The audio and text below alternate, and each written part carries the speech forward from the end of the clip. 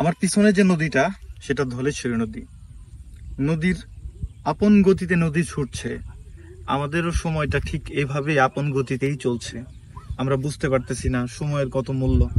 এত বেশি সময় চলে যাচ্ছে আমাদের জীবন থেকে। সেই দিন ছোট ছিলাম, আজকে অনেক বড় হয়ে গেছে। বিষয়টা এরকম, প্রত্যেকটা মানুষের জীবনে কষ্ট করতে হয়, কষ্ট না করলে কখনোই তার সুফল পায় না। তো আমরাও সেই পথেই হাঁটছি, এটাই সেই বাস্তবতা।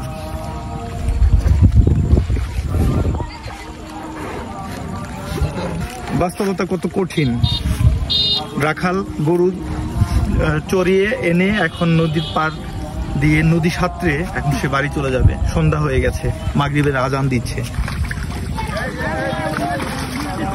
আপনি এই ধলেশ্বরী নদীতে কি প্রতিদিন আসেন?